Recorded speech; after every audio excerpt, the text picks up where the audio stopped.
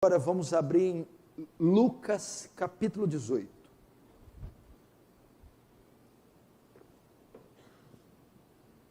Lucas capítulo 18.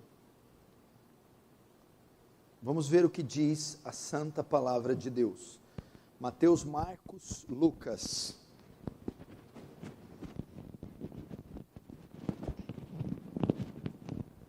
Pronto. Mateus, Marcos, Lucas 18, verso 1 diz assim: Disse-lhes Jesus uma parábola, sobre o dever de orar sempre e nunca esmorecer. Havia em certa cidade um juiz que não temia a Deus, nem respeitava homem algum. Havia também naquela mesma cidade uma viúva, que vinha ter com ele, dizendo: Julga minha causa contra o meu adversário. Ele por algum tempo não quis atender, mas depois disse consigo: Bem que eu não temo a Deus, nem respeito a homem algum. Todavia, como esta viúva me importuna, julgarei a sua causa, para não suceder que por fim venha a molestar-me. Então disse o Senhor: Considerai o que diz esse juiz iníquo. Não fará Deus justiça aos seus escolhidos, que a ele clamam de dia e de noite? Embora pareça demorado em defendê-los, digo-vos que depressa lhes fará justiça. Contudo, quando vier o Filho do Homem, achará porventura fé na terra? Deixa aberto aí, não fecha a Bíblia, fecha apenas os olhos para orarmos mais uma vez. Pai Santo, diante de Ti nos colocamos mais essa noite, diante do Seu trono santo e bendito, cônscios da pureza, da elevação, da grandeza desse trono, desse Deus, que é inacessível, que é invisível, majestoso, glorioso e perfeito. Mas por graça, por intermédio do Seu Filho, vamos até Teus átrios, carecendo da sua misericórdia. Ó Senhor, estamos quase chegando lá. Sê propício a nós, Senhor. Mais um pouquinho de tempo, e que há de vir virá, e não tardará. Contudo, Senhor, necessitamos de recursos para vivermos ainda nessa esfera, desse lado da eternidade. Concede-nos hoje uma porção desse recurso. Ajuda, auxílio, sabedoria, mais do que isso, demonstração de poder. Faz isso, toma esse salão com a sua graça, e que todos nós venhamos sentir o seu glorioso perfume, de modo que o teu reino avance, que o Senhor receba glória para si, e nos conforme a imagem do seu Filho, em nome de Jesus. Amém. Irmãos, eu quero meditar com vocês hoje sobre o tema dos mais comuns entre os cristãos, que é a oração. Eu já tenho dito aqui que a oração é um dos mais elevados exercícios espirituais. Eu acredito que a oração seja a maior ferramenta que o Senhor nos deu.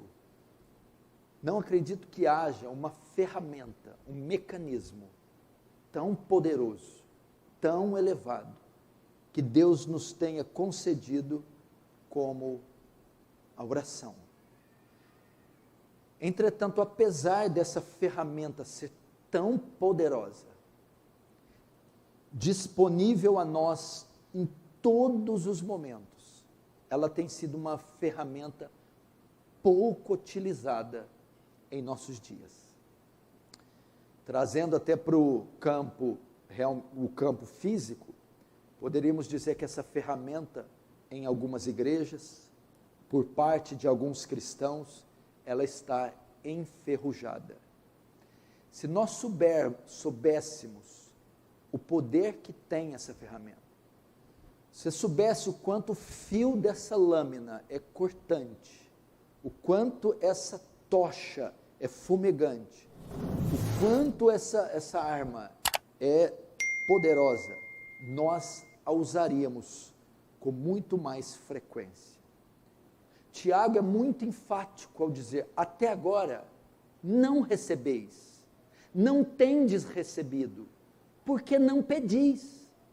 Pedis e recebeis. Há uns 7 anos atrás, eu preguei uma mensagem intitulada Sem Oração, Sem Resposta. Baseada neste texto. Até agora não tendes recebido, porque não pedis. Porque se pedir, irão receber. E se não estão recebendo, é porque não estão pedindo. Porque o dia que ousarem pedir, então receberão. Ele está dizendo de oração. Leonard Ravenhill disse que nestes últimos dias da igreja, quando falamos últimos dias, nós nos referimos àquilo que está próximo à volta de Jesus. E é exatamente o nosso tempo. Nesses últimos dias, eu acredito, o que vai fazer a igreja prevalecer é o seu tributo diário que ela dá a Deus. O seu tributo diário, o quanto você reserva diariamente para estar com Deus. O quanto você gasta com sua vida devocional, o seu tributo diário, aquele momento de entrar no quarto com a porta fechada, estar sós com Deus por um tempo razoável. E o mesmo Leonard Ravenhill diz que a causa da fraqueza da igreja é porque ela não ora. O fracasso dos pregadores modernos, eles não têm êxito, seus sermões são frios, são secos, há pouco poder, é porque os pregadores da nossa geração não são homens de oração, não dão ênfase na oração, não ensinam sobre oração, não dão ênfase sobre oração, nem tampouco praticam como deveriam e como foi os nossos antepassados, os grandes homens e mulheres que marcaram a história da igreja. E eu acredito a mesma coisa nos nossos dias. Satanás parece que tem usado de uma estratégia para tirar o nosso tempo, limitar o nosso tempo, ou fazer com que a igreja esteja envolvida em entretenimento, esteja envolvida com uma agenda tão extensa, tão vasta, que não sobre tempo para a vida devocional, que não haja tempo para leitura e meditação das Escrituras, e nem gastar tempo a sós com Deus, porque termina o dia, a agenda é tão extensa que nós estamos exaustos, e não sobrou quase nada, e o que sobrou para Deus é o caco, é aquele restolho do nosso ser, que já está em frangalhos. Tozer, escrevendo a respeito, diz que Deus não se curvou à nossa pressa nervosa, ou seja, a nossa falta de tempo, mas o homem que quiser receber algo de Deus, deve gastar tempo, e muito tempo, em oração com Ele. Poderíamos resumir 80% dos nossos problemas na falta, na ausência de oração. A oração tem sido como a Cinderela, diz Leonard Ravenhill, abandonada, esquecida. As reuniões que menos possuem frequência de pessoas são as reuniões de oração. Vem aqui na reunião das 6 da manhã às 9, veja a quantidade de gente. Venha nas quartas-feiras das 7h30 às 8h30. Venha nas vigílias. São as reuniões que temos menos frequências. Elas não são apreciadas. Porque orar, irmão, é difícil. Orar não é uma coisa fácil. Orar requer disciplina, requer objetividade, requer mortificação dos desejos. Não é tarefa fácil.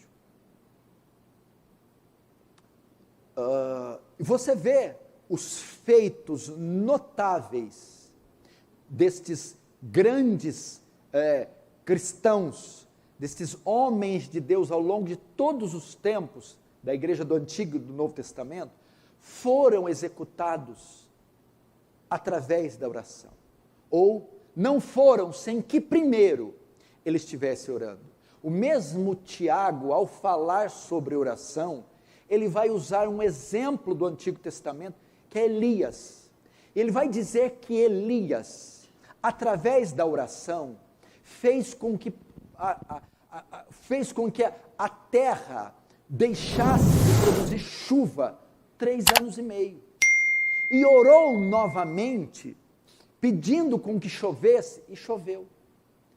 Tiago faz uma ilustração para dizer que Elias orou com fervor, pedindo que não chovesse, e não choveu. Houve uma intervenção divina, miraculosa, através da oração de Elias. Não foi Elias que causou o milagre, entendeu? A retenção da chuva estava nos decretos de Deus, na soberania, na onipotência. Mas Deus executou o seu decreto através da oração de um homem, Elias.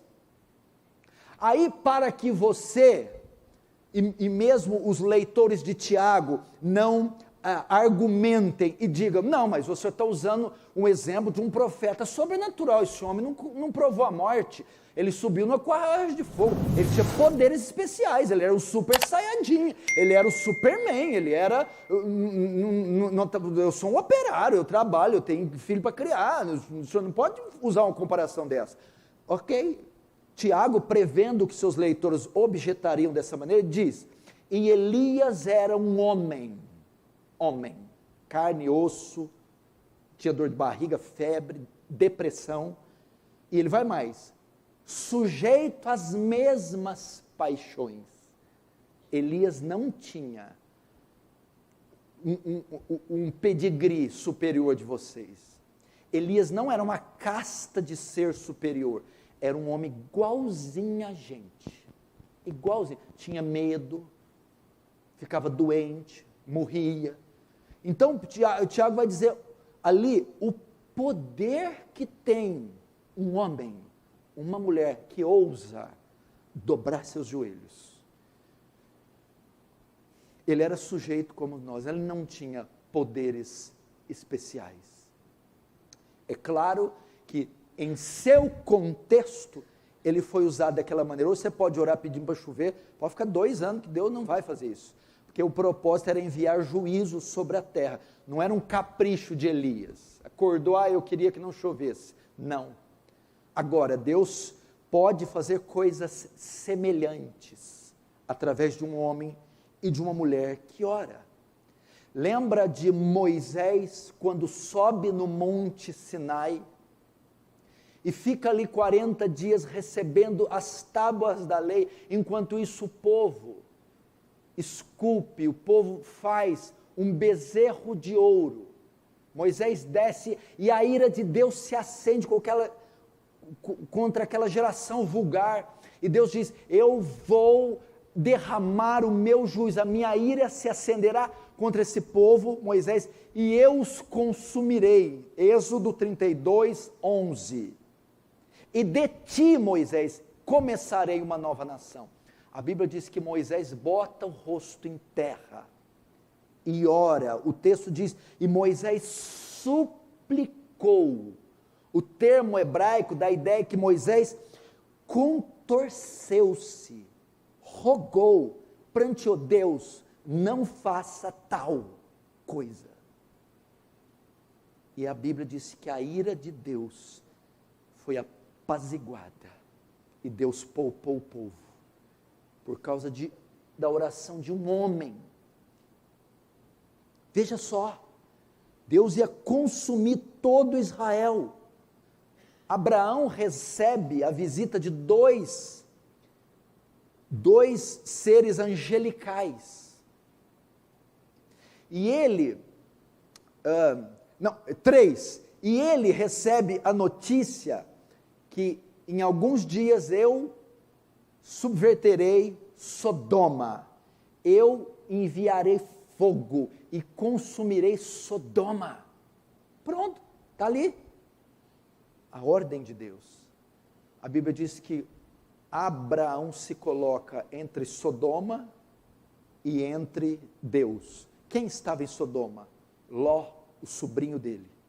E ele era um homem justo. Abraão diz assim: destruiria tu o ímpio, o justo, com o ímpio? Se tiver 50 justos lá naquela cidade, Deus diz: por causa dos 50, eu não destruirei. Aí Abraão continua, por causa de 30, 20, 5, não, Abraão. Se tiver 5, 50, 30, 5, um justo, eu não destruirei. O que aconteceu? A ira de Deus foi aplacada, segurada, enquanto Ló esteve lá. E só foi despejado o fogo do céu quando Ló foi retirado de lá. A pedido de quem? Abraão. Da oração de Abraão, meu irmão. Martinho Lutero, antes de comparecer na dieta de Worms, ele ia comparecer para revogar seus escritos. Ele tinha pregado as teses na igreja Castelo de Wittenberg contra as indulgências romanas, contra o Papa, contra a Igreja Católica. Escreveu forte e pesado, e ele vai comparecer diante dos magistrados príncipes para dar contas dos seus escritos e revogar, e aquilo colocaria o fim na reforma protestante. Antes de comparecer na dieta, no seu julgamento, ele passou a noite toda orando, e ele então comparece. Você revoga os seus escritos, suas teses, ele diz, até que eu seja provado, convencido pela minha consciência e pelas escrituras, não revogo, não revogarei. E a reforma protestante foi o que foi, em razão desse monge não ter recuado. David Brainerd, a respeito da oração, diz assim: passei 2 horas agonizando pelas almas imortais. Senti tanta agonia que me achava ensopado de suor. Jesus suou sangue pelas pobres almas. Eu anelava mostrar mais e mais compaixão para com elas. Irmão, a oração sempre foi marca da igreja. Sempre foi essencial à fé. Sempre esteve por trás dos grandes feitos da igreja em todos nesses anos. E eu acredito, talvez, a razão da nossa inanição espiritual, da nossa superficialidade, é porque temos ficado pouco tempo de joelhos. É porque nós não temos exercitado essa prática importantíssima, que é a oração. E neste sentido, talvez nós não tenhamos outro exemplo melhor da oração perseverante do que esta registrada na parábola do juiz Inico. Esta parábola vai nos ensinar algumas coisas acerca de perseverar na oração, de não desistir de orar, de insistir na oração e vermos os efeitos que ocorrem na vida de um homem ou de uma mulher que nutre uma vida de oração poderosa. Essa parábola é muito conhecida como a parábola do juiz Inico. Ela também é conhecida como a parábola da viúva perseverante, ou parábola da mulher insistente. E essa parábola tem como tema principal a oração. Nós vamos aprender um pouco disso, porque eu acredito que se um pastor conseguir conduzir a sua igreja em oração, fazer com que a sua igreja seja uma igreja que ora, essa igreja que ora contribuirá tremendamente para o reino de Deus. Entretanto, antes de entrarmos no capítulo 18, o capítulo 18 não pode ser desconectado do 17. Por que Jesus diz essas palavras no 18? Ele está dando continuação a uma ideia que já foi elaborada no 17. O capítulo 17 de Lucas é um sermão escatológico. Jesus está falando do fim, como ele fala em outros livros, da volta do Filho do Homem, e dos acontecimentos concernentes à sua volta. E ele diz alguns detalhes do fim. Ele diz que próximo ao fim, quanto mais o fim se aproximar, as perseguições aumentarão, as dificuldades serão maiores.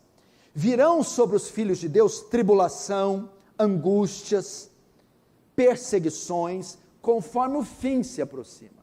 E Jesus, conhecedor como ninguém do gênero humano, sabia que essas tribulações nos levariam, ou nos levarão a nos desanimar, a nos prostrar. E em razão desses tempos dificultosos e da nossa tendência de desanimar, ele então vai encorajar os seus leitores com esta parábola. Entenderam? Ele está discorrendo sobre o fim, dizendo que serão tempos angustiosos. E sabendo que nesses tempos muitos irão desanimar, ele vai encorajá-los, vai dizer para não desanimarem, contando esta parábola. Então aqui eu já tiro o primeiro princípio.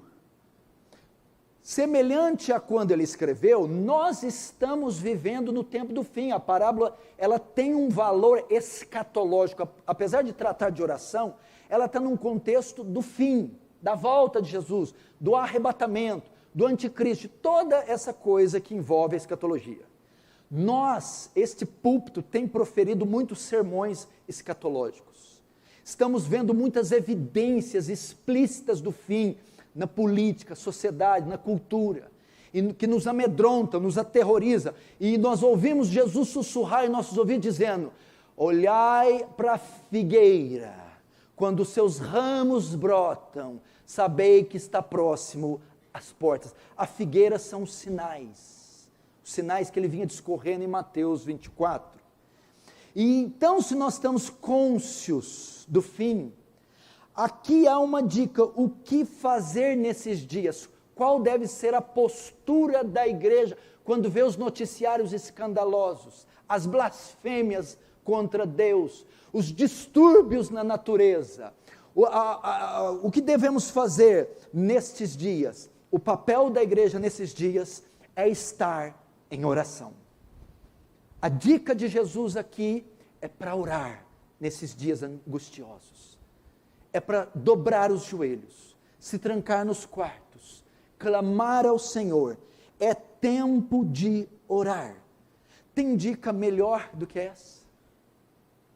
Tanta gente nesses dias fazendo planos, tanta gente traçando coisas muito elevadas. Jesus diz: uma coisa só é necessária nesses dias do fim: orar, falar com Deus, interceder, se preparar. O próprio Jesus disse em outros textos: vigiai e orai, porque não sabeis quando há de voltar o Filho do Homem. Ele diz isso. Vigiai e orai para que aquele dia não venha sobre vós de improviso. Vigiai e orar porque o espírito está pronto, mas a carne é fraca. Então, primeiro princípio: nestes tempos do fim que eu e você, nós estamos vivendo, devemos velar em oração. Então, ele quer dizer aqui, disse Jesus uma parábola sobre o dever de orar. Consciente que eles vão desanimar, Jesus conta a parábola, e ele quer dizer o quê? Ao invés de vocês esmorecerem, sucumbirem, ficarem acovardados, apavorados nesse tempo escatológico, vocês devem perseverar em oração. Ao invés de desanimar, vocês devem perseverar na oração. Segunda coisa que ele conta aqui no verso 1, disse-lhe Jesus uma parábola sobre o dever de orar sempre. Então, primeiro, ao invés de esmorecer, de acovardar, orar. A dica para esse tempo é orar. Segundo, ele diz que é um dever. Disse-lhe Jesus a parábola sobre o dever de orar. A oração deve fazer parte da rotina do crente, ela é uma obrigação. Pressupõe que o crente ora, em Mateus capítulo 6, no Sermão do Monte, Jesus não dá uma ordem para orar. Tu, quando orares, Jesus já pressupõe que oramos. Ele não precisa dar uma ordem, porque é comum à igreja a oração. Então deve ser uma prática observada pela igreja. Um salvo vai orar. Um salvo, um regenerado, ele certamente não vai viver sem oração. É uma marca da vida dele, a oração. E Jesus disse que é um dever, uma obrigação, ou seja, para esses dias finais, é uma obrigação que estejamos de joelhos. E foi Jesus quem disse. Jesus escreveu, ordenou e pronto. Terceiro, o que ele ensina aqui? Que Deus realiza, como disse na introdução, os seus decretos através das nossas orações. Deus tem decretos. Que são decretos? Tudo que Deus projetou, planejou antes da fundação do mundo. Ele decretou com exímia perfeição. E a maneira com que Deus realiza seus decretos, cumpre os seus decretos, uma das maneiras é através das nossas orações, realiza seus propósitos, através da oração também atende nossas necessidades aqui, nessa terra. E o texto ainda nos traz outra coisa. O verso 1 diz: disse a parábola sobre o dever de orar sempre, sem nunca esmorecer. A palavra esmorecer no grego quer dizer perder o ânimo, ou desanimar.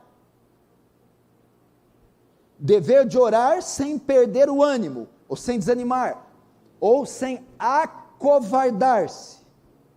Desanimar diante das adversidades. Então o que quer dizer? Nós temos que manter uma vida de oração regular, mesmo em meio às adversidades. Ao invés da adversidade fazer com que desistamos de orar, Jesus fala muito pelo contrário, é na adversidade que você deve continuar a orar, manter uma vida de oração regular, e mesmo em meio às provações, não parar, é exatamente ali que temos que orar. Então, irmão, nestes dias do fim, não devemos esmorecer, nos acovardar diante das adversidades, mas insistir na prática da oração. É isso que Jesus está ensinando. Os benefícios de orar, o dever de orar. Entretanto, você pode questionar, essas orações terão algum efeito? Alcançarão algum alvo? Essas orações sinceras, perseverantes, serão respondidas? A parábola vai responder. E a parábola começa com o juiz. O verso 2 diz assim: havia em certa cidade um juiz, que não temia a Deus, nem respeitava homem algum. Então ele está dando a introdução da parábola. Jesus vai, no verso 1, ele vai dar a introdução do que ele vai tratar na parábola. Depois do sermão escatológico, em vez de desanimar, insista. Agora ele começa a parábola. E a parábola começa com um juiz. Havia em certa cidade um juiz.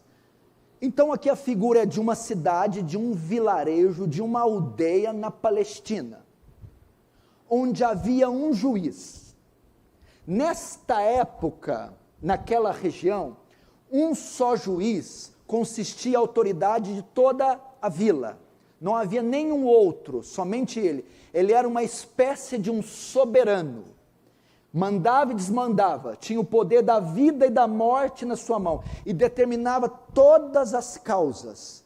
Era um soberano cujo poder da vida e da morte dos moradores da aldeia estavam todos na sua mão. E junto com ele, naquela cidade, um tribunal estava estabelecido, E ele era o responsável por julgar a causa das pessoas. Então, quando as pessoas tinham alguma demanda, era este homem que elas recorriam. Mas em razão dos tempos e do costume e do contingente, o poder de toda a vila estava na mão de um homem só. Esse era o caso desse juiz.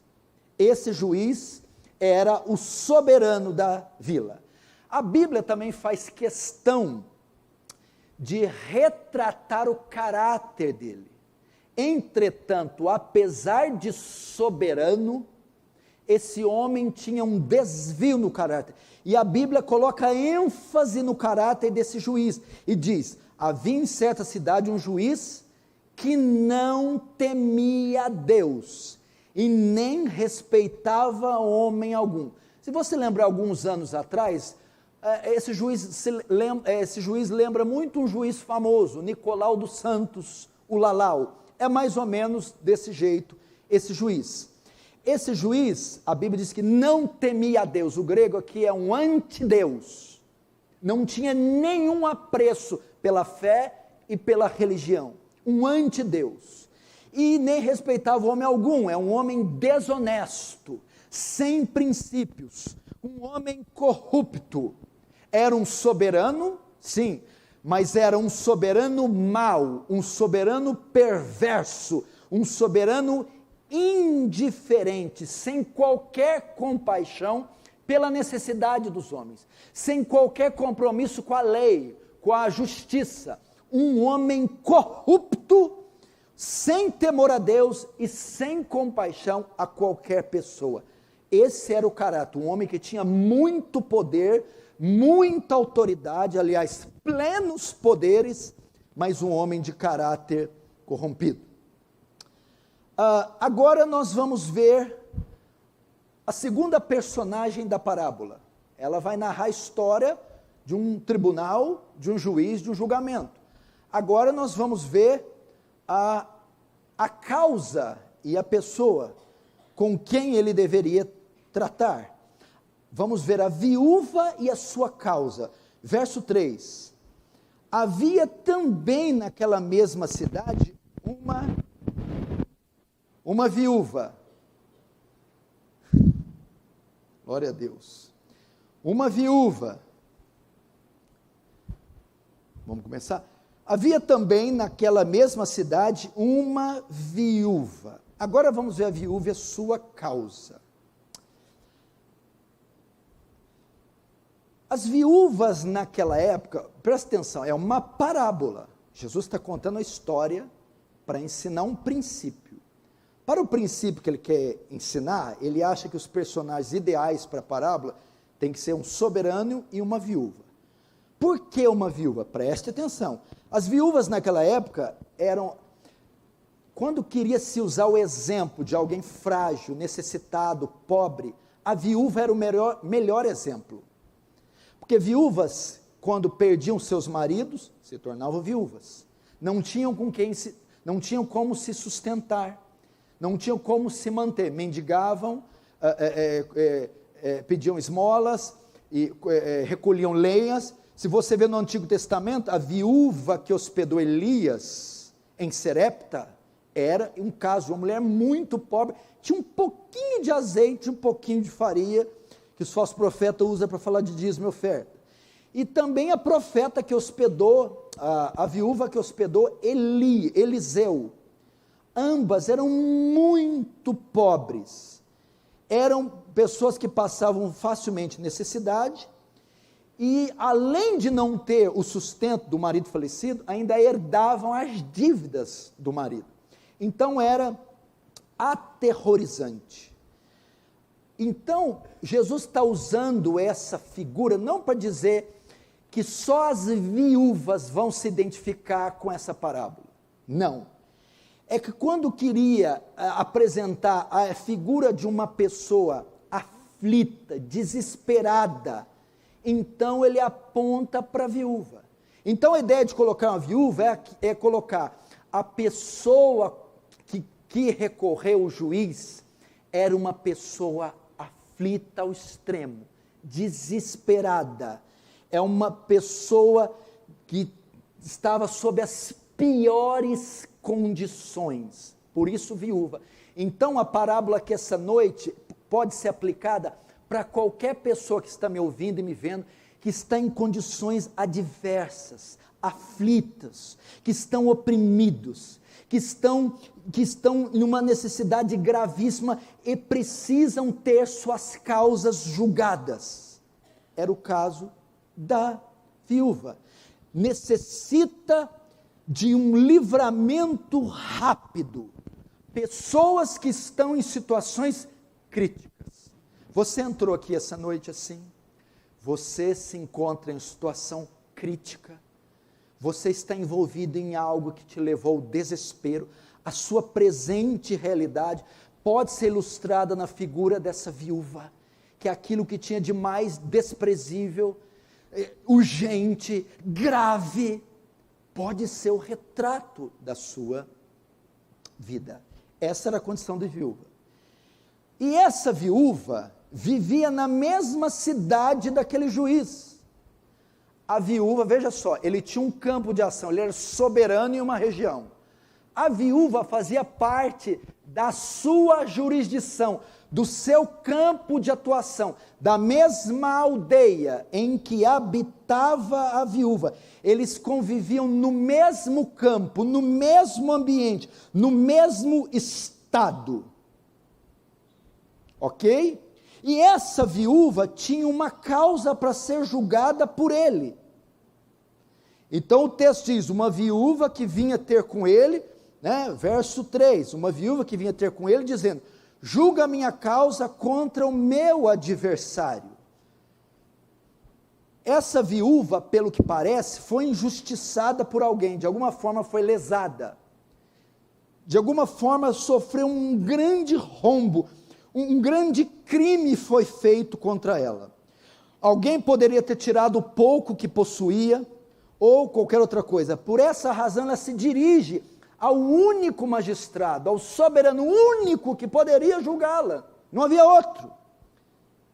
E ela esperava que ele a atendesse e lhe desse o que a justiça demandava sobre o seu caso. O texto aqui, pelo que parece, aponta para um caso de urgência. Era um caso muito grave, e ela necessitava muito, e por ele ser o único magistrado, o único capaz de ajudá-la, ela recorria a ele, e o texto diz, vinha ter com ele.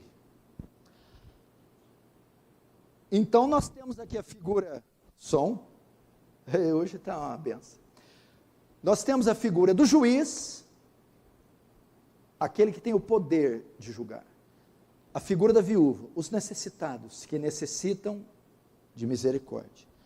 Agora vamos ver a reação do juiz para com a necessidade da mulher. Vamos ver a reação do juiz. Verso 4. Ele, por algum tempo, não quis atender. Veja só, a indisposição do juiz diante da necessidade da mulher. Ele simplesmente a ignorou. Ele não quis atender, ele não se importou com a causa dela. Não importa quem você é, o que você está passando, o seu clamor ficará sem resposta, eu não julgarei você. Diante da necessidade da mulher, ele mostrou indisposição. Ele não tinha nenhuma misericórdia para com aquela mulher. Ele se recusava terminantemente a socorrê-la.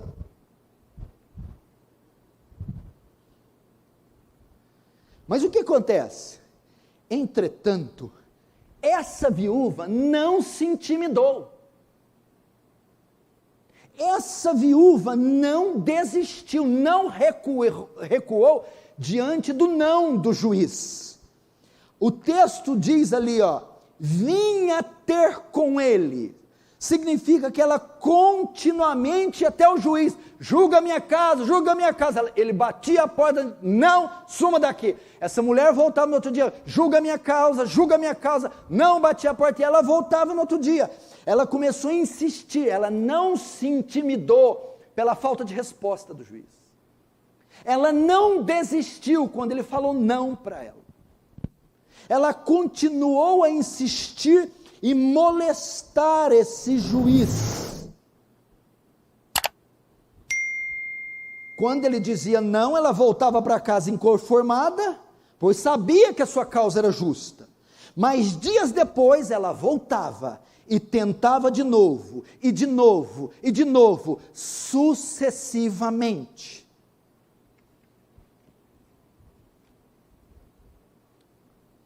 Agora que nós vamos ver as reações que causaram, as reações que a insistência da viúva causaram no juiz.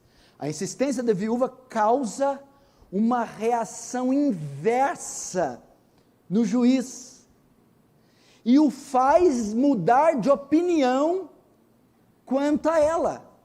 Olha só que tremendo, no verso 4, e ele por algum tempo não quis atender, mas depois disse consigo, bem que eu não temo a Deus, nem respeito homem algum, ou seja, o que ele está dizendo, eu não tenho nada com essa mulher, não gosto dessa mulher, estou me lixando para a causa dela, que essa mulher morra, ok? Agora o verso 5, entretanto, todavia, como essa viúva me importuna, como essa viúva não para de me encher o saco, eu julgarei a sua causa, para não suceder que por fim venha molestar-me. A palavra molestar-me aqui, é a mesma que Paulo usa em 1 Coríntios 9, esmurro, soco debaixo do olho.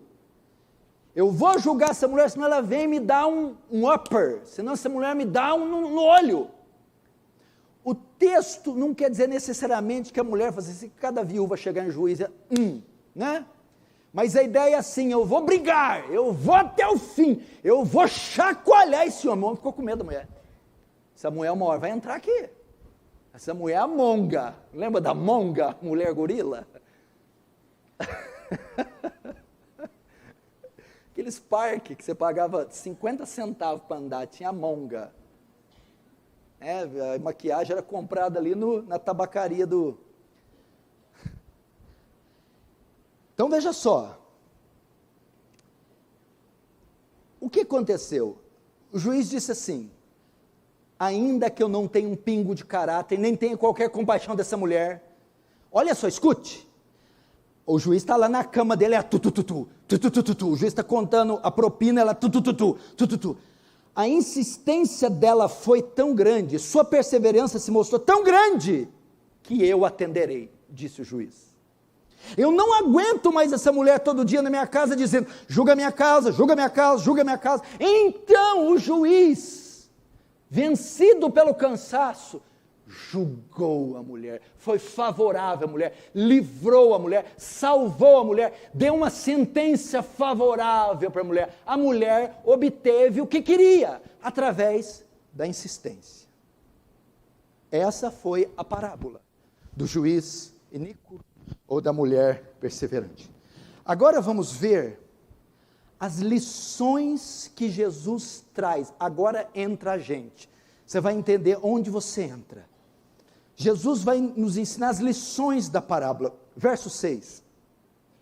Então disse o Senhor, considerai no que diz esse juiz iníquo. Até aí.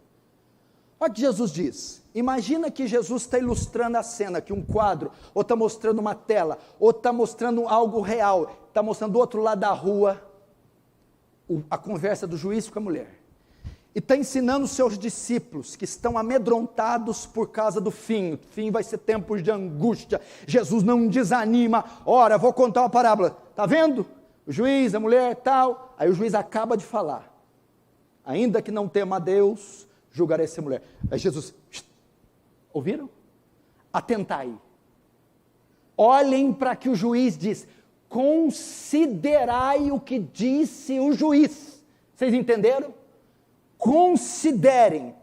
O que Jesus está dizendo? Considerem o que o juiz... O que o juiz disse que Jesus recomenda? O juiz disse algo e Jesus disse, considerai. O que esse homem disse que Jesus considera isso? Eu recomendo, atenda. O juiz, escute, disse que não atenderia a mulher. Entretanto, em razão da insistência, da perseverança, ela foi atendida. Então, primeiro, Jesus quer ensinar o valor da perseverança. Orem, mas não desistam de orar, insistam. Por quê? Vocês vão ter uma recompensa, vocês serão ouvidos. Eu dou a vocês a garantia que a resposta da oração virá, e que elas não serão vãs, e não serão lançadas no ar. Como? Se essa mulher, se essa ilustração, que mostra uma mulher em perigos, recorrendo a um imundo, perverso, por sua insistência, foi ouvida, que dirá a vocês, que não estão na mesma situação dela, vocês estão numa situação superior, a mulher em uma situação inferior, numa condição mais baixa, conseguiu ser respondida. Por que não vocês, povo de Deus, igreja, que está numa condição superior, não serão ouvidos? Agora eu vou mostrar a condição superior. Por que ele contou a parábola? O verso 7. Não fará Deus justiça aos seus escolhidos, que a Ele clamam dia e noite, embora pareça demorado em defendê-los? Veja só. 90% dos aspectos da parábola, nós nos identificamos com a viúva. Mas tem uma parte que nos faz sobressair. Vamos lá. Primeiro, o juiz. O soberano. Aquele que detém o poder da vida e da morte. É uma figura do Senhor Jeová, o soberano dos céus e da terra. Não há outro juiz que divida a autoridade com ele, o domínio, a extensão. Ele é soberano sobre céus, terra e debaixo da terra. E a vida, o poder da vida e da morte, da raça humana, dos seus eleitos, está nas mãos dele. É ele quem governa, é ele quem domina tudo e todos. Não há nenhuma autoridade que se equivale a ele, nenhuma que está sobre ele. Ele é o Rei dos reis e o Senhor dos senhores. E qual é o seu campo de atuação? Todo o universo. Quantos dividem a liderança com ele? Nenhum Deus e nenhum outro Senhor. Quais são os poderes que ele tem? Todo o poder. Ok? Segundo, primeiro, o juiz. Segundo, a viúva. Quem é a viúva aqui? O texto diz, não fará justiça aos seus eleitos. Quando diz que ele está sendo, a jurisdição dele, quem ele julga favorável, está dentro daquela cidade, dentro daquele campo. Deus está sentado para julgar a causa daqueles que fazem parte do seu reino. Este campo, quando se limita a um grupo e a um povo, fala do reino de Deus. Deus é o juiz que julga a causa do seu povo. Este campo é o reino de Deus, nos quais os filhos de Deus estão inseridos. Terceiro, a característica dos filhos, a viúva, é o povo dele, que passa por aflições, por opressões, por dificuldades nessa terra. no mundo tereis aflições. Muitas são, meu irmão, muitas são, esqueci o versículo, muitas são as aflições do justo. Não, era só essa primeira parte que eu queria. Esse é o retrato do povo de Deus que passa por aqui e sofre. Ok? O tribunal. O tribunal é o acesso que Deus nos dá para ir diante dele e apresentar as nossas causas. Entenderam? Então, em tudo nós nos assemelhamos à viúva. Ela tinha um juiz soberano, nós temos um Deus soberano. Ela fazia parte de uma província, nós fazemos parte de um reino. Ela tinha uma causa, nós também temos nossas demandas. E ela insistiu e foi ouvida. Agora, aqui é que entra a diferença. O caráter dos juízes. O juiz que julgou favorável à mulher era corrupto, ladrão, indiferente, sem compaixão. E Jesus vai dizer: se um homem sem compaixão, indiferente, ladrão, pela insistência da viúva, foi capaz de julgá-la, quanto mais vocês não estão recorrendo a um juiz iníquo. Eu não sou indiferente à dor de vocês, eu sinto as suas dores. Eu não sou corrupto como ele, sou o reto juiz. Eu não sou indiferente à justiça, eu julgo com fidelidade e justiça. Jesus está nos confortando e dizendo: gente, se um homem dessa categoria, o Gilmar Mendes, conseguiu beneficiar você, de tanto que você insistiu, ele está dizendo, imagina Deus, que habita na justiça, reto. Imagina Deus amoroso, misericordioso, complacente, bondoso, que não tolera iniquidade. Ele não vos ouvirá. Essa é a ideia.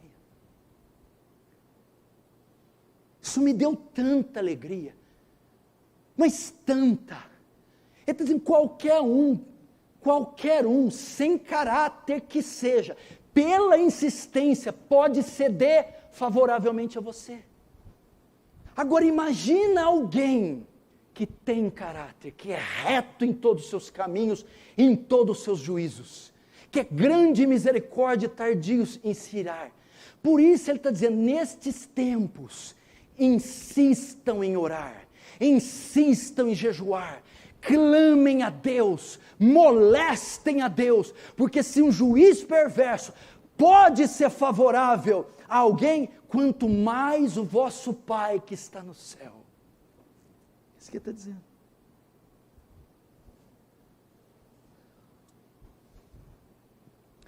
É isso que ele está dizendo. E aí a pergunta vem, será que essas orações têm algum valor? Será que serão premiadas? Ou será premiada a nossa perseverança? O verso 7 diz, não fará justiça aos seus escolhidos, que ele clama de dia e de noite. A garantia que temos, os escolhidos, somos o seu povo. O povo este que ele escolheu para atender. Segunda razão de sermos escolhidos, oram de dia e de noite. Que isso?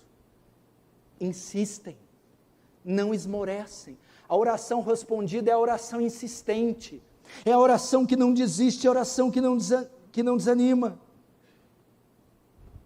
E o termo ainda diz, embora pareça demorado em defendê-los, irmãos, da perspectiva nossa, parece que demora, mas na perspectiva de Deus, é o tempo exato. Por isso, continue.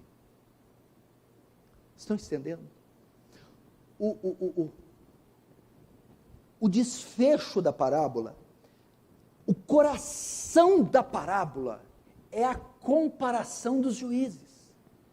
É isso que Deus quer que você entenda. Ele está mostrando o poder que a insistência tem. que a perseverança tem, olha o poder que ela tem. Qualquer categoria de indivíduo vai ceder pela insistência. Então veja, a mulher foi vitoriosa. E ele está dizendo, porque cargas d'água o meu povo não será. Porque cargas d'água, sua oração ficará sem resposta, será lançada no ar. Se eu sou um juiz que julga com misericórdia, que amo, que escolhi vocês como meus eleitos, qual a razão para perder? Por que razão eu não responderia? Se alguém desse valor, como esse juiz miserável, conseguiu ceder, por que eu, de um caráter elevadíssimo, não cederei ao clamor de vocês? Então isso é para quê? Para Jesus nos dizer, continua, não desiste, não para de orar, não pare de bater, eu hei de atender, eu hei de julgar vocês.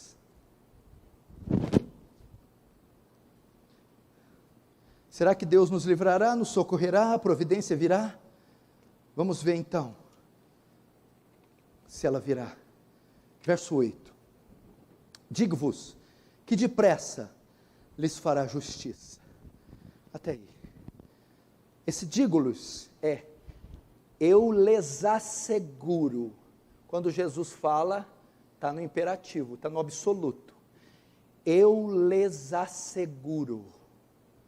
Irmão, você sabe o que é isso?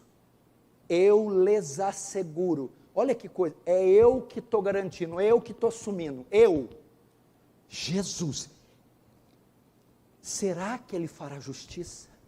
Será que o Deus, o justo juiz, que ouve os seus filhos clamando dia e de noite, os ouvirá? Será? Jesus, digo-vos, lhes asseguro, estejam certos disso, que Ele não só fará, mas depressa fará. O que é depressa? Na ocasião certa, no tempo certo, e no tempo certo Ele agirá imediatamente. Toda vez que você orar, irmão, imagina como é que está aí o STF, a Lava Jato, imagina todo o nosso jurídico nesse país, imagina, quanta corrupção. Quem aqui vai a um tribunal com um processo consciente que vai ser julgado com justiça nesse país? Quem aqui que tem uma demanda na justiça não treme, não soa frio? Quem aqui não fica na mão dessa horda e fica desesperado? E agora? A minha casa, o meu carro, o meu processo, o meu acerto? E quem? Jesus está dizendo, neste caso não, entrega seu caso, seu processo e descansa, eu lhes asseguro, esse juiz vai julgar sua causa com fidelidade, com misericórdia, com amor, no tempo certo ele agirá imediatamente, ou seja, os que o buscam em oração, de modo algum ficarão sem resposta.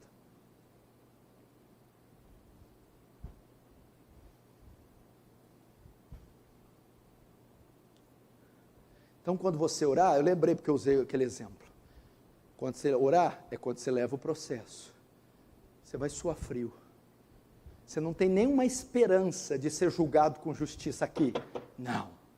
Quando você for orar e apresentar, o que Jesus está dizendo, de modo algum você ficará na mão, de modo algum, meu Deus, de modo algum eu serei infiel, de modo algum eu desampararei você, de modo algum, não precisa vir soando frio, é diante do justo juiz que você está, é diante daquele, meu irmão, que não tem nenhuma parcialidade, é diante daquele que é reto em seus caminhos, pode ter certeza, ele vai te ouvir. Agora ele termina com a palavra escatológica, verso 8, contudo, quando vier o Filho do Homem, achará porventura fé na terra? Por que ele termina? Que interessante, ele começa com o sermão escatológico, bota a parábola da viúva no meio, e termina com a palavra escatológica, porque o propósito é escatológico, e neste meio ele ensina sobre oração. Quando vier o Filho do Homem, achará fé na terra? Ou seja, quanto mais o tempo passar, mais próxima tiver a volta de Jesus, as dificuldades aumentarão mais ainda. E vocês, em meio a essas dificuldades, continuarão crendo, continuarão perseverantes, continuarão até o fim, ou desistirão, apostatarão. Em virtude do que eu falei, vocês ainda vão desanimar, vão deixar de orar. Não foi uma palavra de ânimo. Ai, está difícil, está tribulação, perseguição, as leis, as doenças, as depressões, e agora, Jesus? Não é essa postura. Persevera em orar. Por quê? Porque certamente vocês serão ouvidos. Não há dúvidas que no período da volta de Cristo, crentes estarão presentes na terra. Entretanto, quando Cristo voltar, haverão pessoas como essa viúva? É isso que ele quer dizer. Haverá fé na terra? Haverá alguém como uma fé perseverante dessa viúva, que é mostrada nas suas intensas orações? É isso. Quando o Filho do Homem voltar, ele quer achar uma igreja fiel, insistente, perseverante, crendo que vai ser ouvida. Vamos terminar assim. Considerações finais desse texto. Primeiro, mesmo Deus sendo soberano e não necessitando de nada, Ele decretou usar as orações para nos abençoar e cumprir seus decretos. Segunda consideração, Deus quer que as nossas orações sejam insistentes, não basta só orar, tem que insistir, perseverar. A parábola diz isso. Se a mulher foi, a mulher bateu, a mulher pediu, o juiz falou não. Se ela deixasse, voltasse para casa, não ia ter sua causa julgada. Ela teve que voltar outra vez, outra vez, outra vez. O Senhor está dizendo, não basta orar, eu não vou ouvir da primeira vez, eu não vou responder da primeira vez. Insista, persevere. Segundo, ele ensina aqui, terceiro, disciplina, constância. Começar qualquer coisa é fácil. Você não começou um curso? Não começou uma dieta, um regime, uma leitura, uma reforma? Concluir é que é difícil. Disciplina para isso. Quarto, a demora em responder tem propósitos mais elevados, os quais você não vê, nem sabe na hora. Olha que coisa tremenda, isso aqui foi um comentário que eu li, papai, olha só, olha o manto, agora é manto. Quando Deus demora em responder, a demora visa o bem de Deus ou nós? Quando Deus demora, está fazendo bem para Ele? Está mudando algo no caráter de Deus? Está santificando Deus? A demora visa o nosso bem e não o bem de Deus. Então, quando Deus demora, Ele está fazendo algo mais elevado em nós, está trabalhando em nós, está nos aprimorando, está causando um benefício em nós. Então, Ele não demora para Ele, por causa dele, para beneficiar a Ele. O tempo não beneficia a Deus, Ele é atemporal. A demora tem como finalidade beneficiar a gente. Como? No processo da demora entre a aflição e o pedido e a resposta, aqui ó, a linha que tem um negócio aqui, não tem? Nesse processo somos aperfeiçoados, santificados.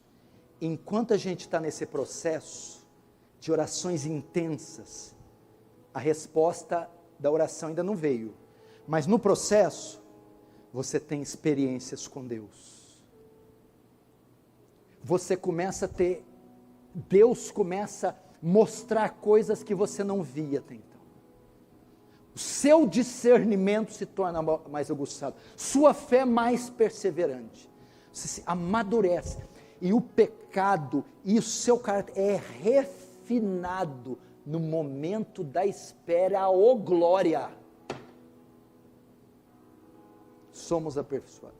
Mas guarda isso aí, o tempo não beneficia Deus, sim a gente. Então quando está demorando, ai Senhor, o Senhor quer meu mal? Não, eu quero seu bem.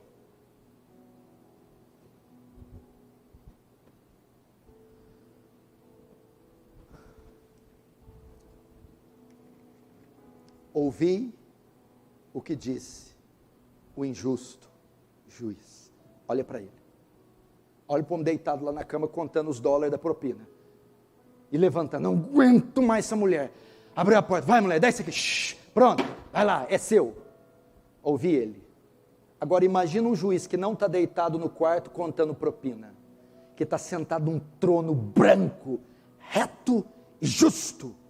Que tem as orações dos santos em taças, e é para ele o seu contentamento, não te ouvirá? Você desistiu de orar? Volte a orar. Você achou que a oração vai ficar sem resposta? Não, ela vai ter resposta. Você pensou que era só orar 2, 3 dias? Não, insista em orar. Volte a praticar esse elevado exercício. Tem um juiz na terra, que está prontinho para te ouvir, só precisa de mais batidas, só precisa de mais batidas, bata de novo, bata outra vez, e outra, e mais outra, e mais outra, e mais outra, ele há de abrir, amém? Feche os olhos, curva a cabeça, vamos orar.